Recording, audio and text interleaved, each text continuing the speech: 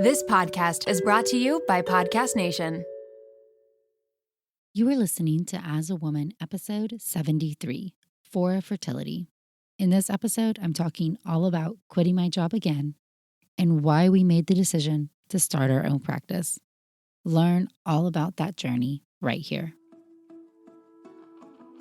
Welcome to As a Woman, the podcast hosted by fertility physician Dr. Natalie Crawford to educate and empower women. Each week, learn about your health, your fertility, and how they relate to your true self. Become a part of the community fostering collaboration over competition while learning how to authentically find your voice and amplify others as a woman. Hey friends, welcome back to the podcast. It has been a crazy few months in my life. I mean, in most of our lives, it's been a little bit crazy when it comes to coronavirus and quarantine, and then a lot of people having a lot of self-realization and society awakening when it comes to Black Lives Matter. And I think a lot of us are just in a place of change and really trying to figure out what is important to us. And I can speak from my own perspective, especially with COVID around and being home and watching things get canceled, like IVF be on pause, and watching that uncertainty for so many people and that fear. It really makes you reprioritize what you're doing and why you're doing it. And I'm no different. You have heard me, unless this is the very first time you've ever listened to the podcast, you've heard me talk about living your life very intentionally and not settling for things and not being afraid of change or afraid of failure. And I'm not saying these things come honestly. They are often things you have to work toward, but not living in that contingent space and not being okay with just the okay, that's important. So I've now left 2 jobs after training, which is kind of a lot, but kind of not. I think there's some statistic like almost 70 people leave at least one job or their first job. I left the first job because I had terrible work-life balance. I made it to the point where I was resentful of my job. It was the way things were done.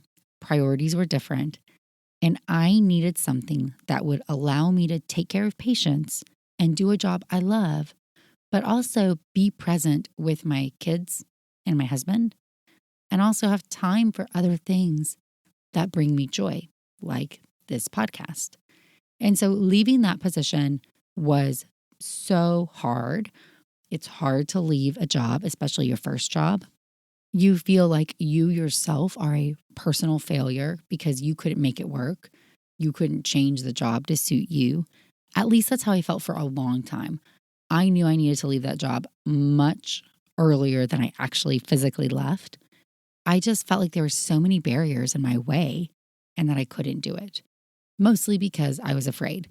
I let fear be the driving factor, and I let what other people said or thought or might think have way too much value in my decision making.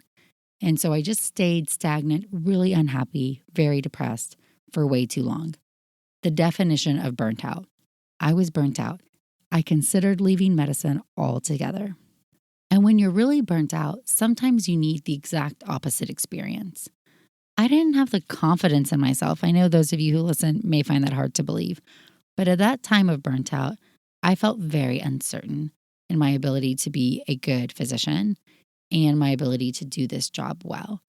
And so getting the opportunity to go to a practice where I was able to work less, have more time, have a different environment, practice with people who practice the same, that was really an awakening for me. It allowed me to build more confidence, and it allowed me to devote more time to these other things that interested me and bring me happiness and to my family. So I really needed that moment to feel re-inspired by the field of medicine. Those of you who are not in medicine, maybe you can relate depending on what you do. But when you get burnt out, sometimes you can't see the road ahead of you and you don't know if you have a place there or if it makes sense. And I really think this is why so many people leave medicine. The barriers become so great that you start to internalize. And a lot of us are perfectionists by nature. So you want to be perfect. And what's the opposite of perfect? Failing.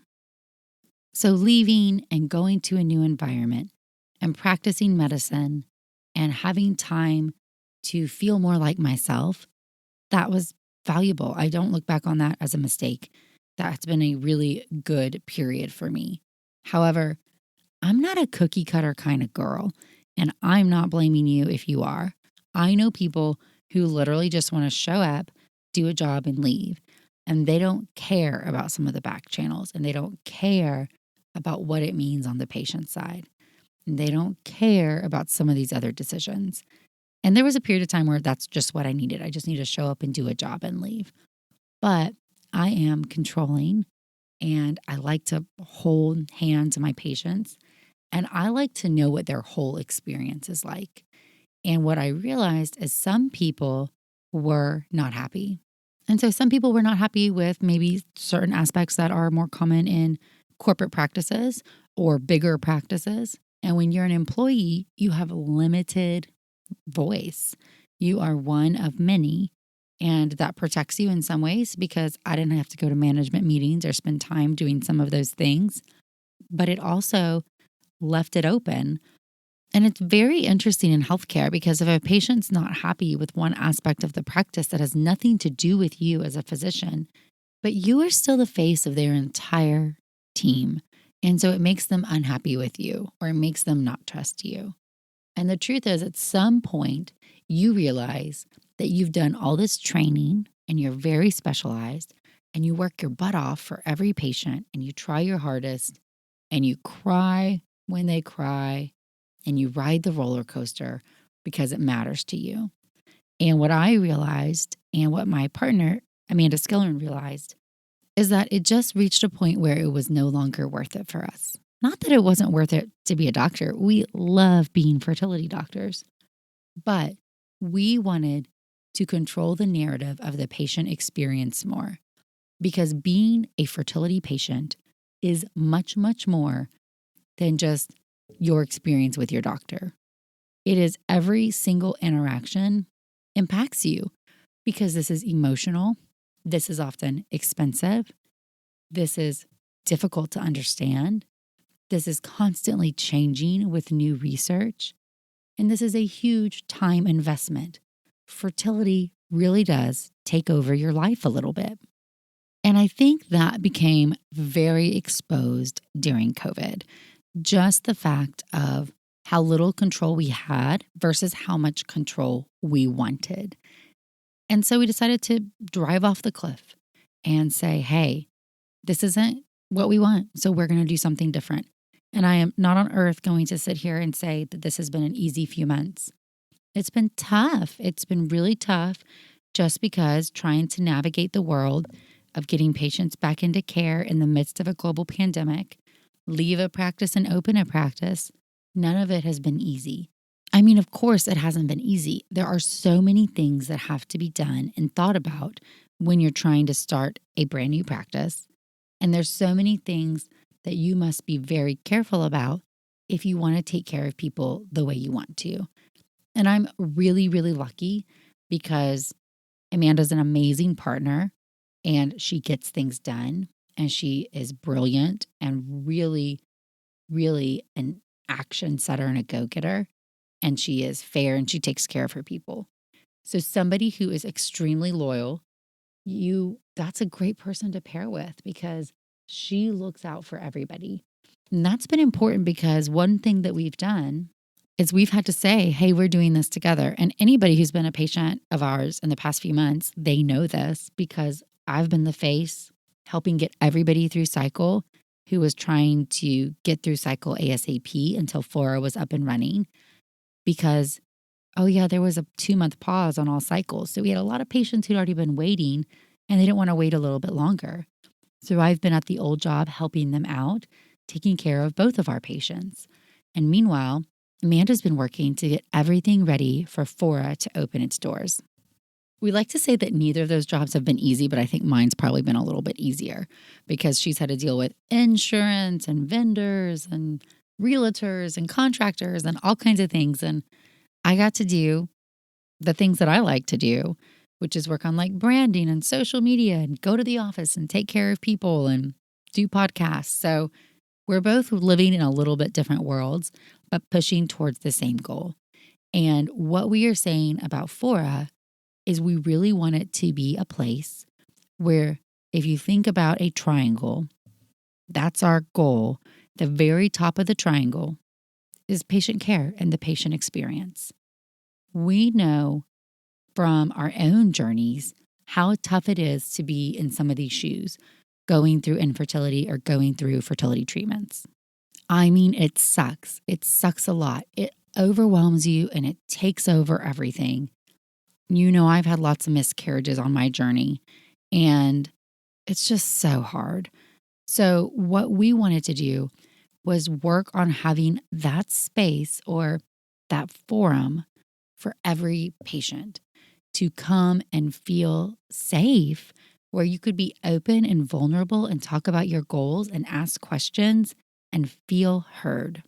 And we want it to be easy. I don't want you price shopping 200 different pharmacies, and I don't want you having to go all across town to your acupuncture appointments. So we're really trying to do everything we can to bring everything into one central place where we have figured it out for you. Well, that's way more work on our end, but we're taking it on because we can see the long-term vision of it.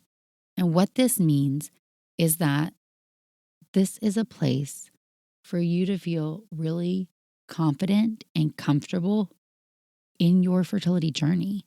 And that's really what it's all about, because I promise you, she and I could do a lot of different things and make more money. But what we really want to do is say that we have committed our lives, our entire professional lives are about helping families grow, helping people have the family they dream of, no matter what it looks like. That is what we stake our careers on. And so at this juncture, we said, let's do it our way. Let's go big or go home. And that is what we are doing at Fora. So the word fora is the plural form in Latin of the word forum. And so you already heard me say this. And if you've read the website or Instagram, you've seen that Fora, your forum, that is what we keep thinking about. This is the place for you to have a forum, to speak honestly and openly, to feel comfortable, to know that we are on your team. And that is what we keep striving for. When we started working on the branding aspect of things, it was actually really easy because Amanda and I were very aligned in what we liked. We liked things that were modern, representing a strong feminine voice, and also all the modern technology we use. We wanted the website to feel very different than a traditional doctor's office website. And we wanted a nod to some of the historical significance of infertility being prevalent throughout communities and cultures of all time. So you'll see if you go play on the website or the Instagram, there's a mix of textile patterns that Tallulah Terrell, a great artist, has made. And we have one that's going to be in the office, and it's gorgeous. We have the logo, which is a double F for the alliteration of Fora Fertility, but backwards, but also maybe it looks like a uterus, depending on your perspective. And of course, we love the uterus, so we liked that symbolism of it. Also, we really wanted a name and a representation that was not traditional for fertility practice. I mean, all your fertility practices are Texas, blah, blah, blah, Austin, blah, blah, blah. So we really wanted something that would stand out as a modern reference to what we're trying to do. And that feel we've really taken into the office to try to combine the old and new, something that feels very refreshing and comfortable, yet strong. And that's a hard aesthetic to come by, but we will have pictures of the office reveal up on Instagram in the near future, because the office is but one physical space, but it is also a place that it's really important. Walking into an office is a hard thing to do. Now, telemedicine's made it a little bit easier because we can establish some rapport on the computer, and I think that's awesome. And then when you come to the office, you already know what I'm like. And so I think that makes it a little easier to drive across town. We are continuing telemedicine, especially we're in Austin and it's COVID time, so things are getting worse and not better. But when we bring people into the office for procedures or treatments that we are continuing, we are doing so in a very safe way, maintaining social distancing. And we've really thought about little things. So the office is a standalone building. There's surface level parking. You don't have to park in a parking garage. It's not hard to find. Those things all add up to the entire experience when you are the patient trying to come. At least we think they do. I suppose our patients can let us know how they feel about this. And that's another thing I need to say is that I always talk about this fertility community and how amazing everybody is, but most especially the patients. And I can't ever tell you how humbling it is to have people inconvenience themselves to allow you to take care of them or to continue to take care of them. That is one of the most meaningful things you can do if you're a patient to a doctor, is to say that I want to be on this journey with you. So I'm going to wait the extra month, or I'm going to fill out all the paperwork, and I'm going to jump through XYZ hoops so that I can stay with you because I trust you and care about you. That really reinforces why we do our job, because it is all about the relationships. It is all about the relationships. That is why we do what we do. And so having you acknowledge that is so, so impactful. And it really is fuel to the fire for this dream that we have of doing things in a different way. And so when we call Fora a boutique fertility practice, what it is I want to try to make you think about fertility much less than you might. I want you to research less on the internet. Not because you don't care. I want you to care and I want you to be educated, obviously, but because you feel so good that you've gotten the education and the resources that you need. I want you to walk into my office and have an acupuncturist there, have a nutritionist, have a psychologist or a therapist. I want you to know exactly what you need. I want to make your pharmacy experience much better and easier and cuter. So stay tuned for how it's cuter. But I want those things to be out of the worry. I want you to know who your nurse is, and I want you to trust your nurse. I want you to know you have a whole treatment team around you. Literally, at every decision point, we are trying to figure out how we can simplify this process to make it better. And I'll open it up and say, we are taking suggestions. We are building this from the ground up. We have an awesome clinical team, and man, they're going to be working their tails off and they are excited about it. And that is so,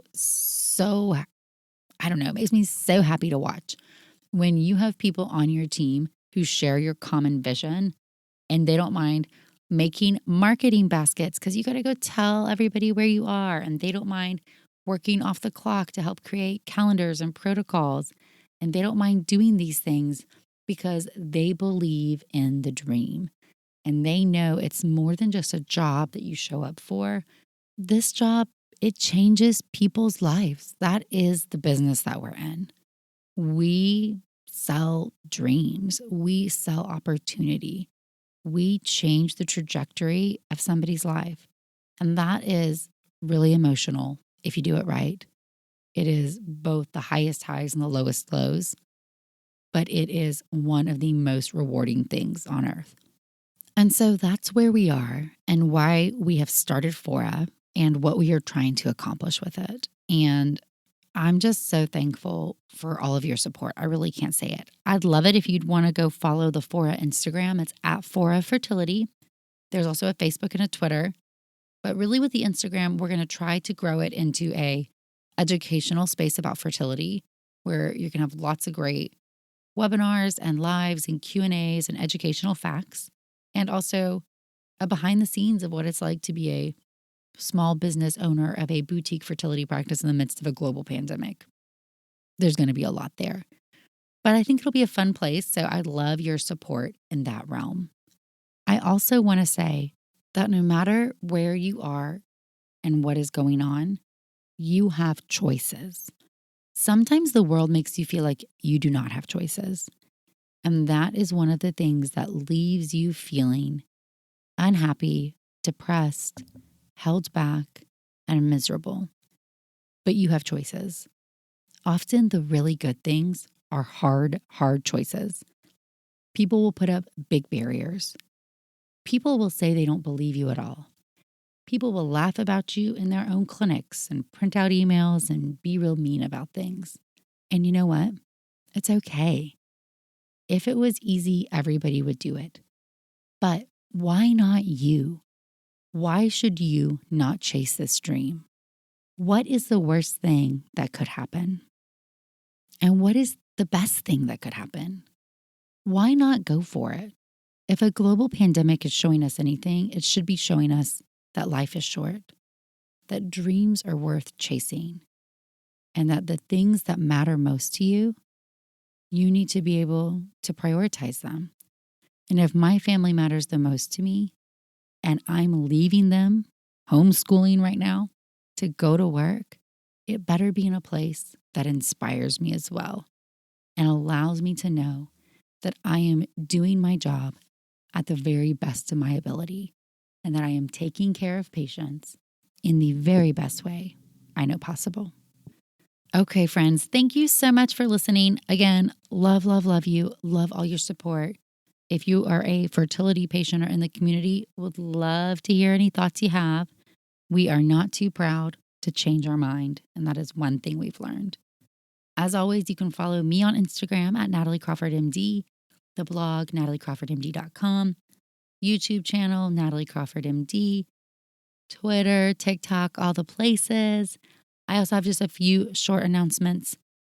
The As a Woman Masterclass, if you're looking to make a huge change in your life, is starting on July 6th. Open for registration right now, but very limited. Because I'm a little bit busy, I can't run the full thing. So I'm going to run a smaller version with less people, which is great for you if you're a student. I also have the goal setting workshop if you want less of a time commitment. It is just a one-time workshop to look at your goals for the next 90 days. And very, very exciting is that next week I'll be having Dr. Jasmine Johnson on the podcast. She is an MFM fellow at UNC.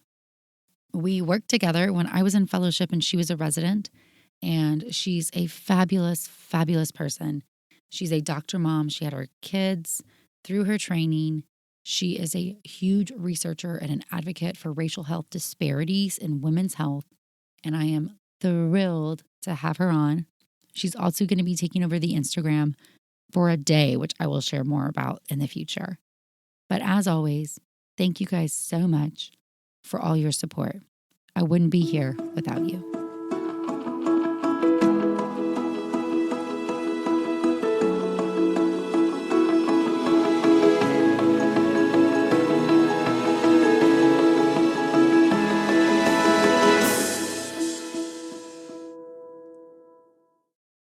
My name is Len Webb. And I'm Vincent Williams. We'd like to welcome you to our documentary podcast, The Class of 1989. Over the course of 6 episodes, Vincent and I will examine the importance of 6 Black films that came out in '89 and how they shaped and influenced popular culture, filmmaking, and society in general. Come on, sucker. Let's get it on. New episodes will begin running weekly on March 6th.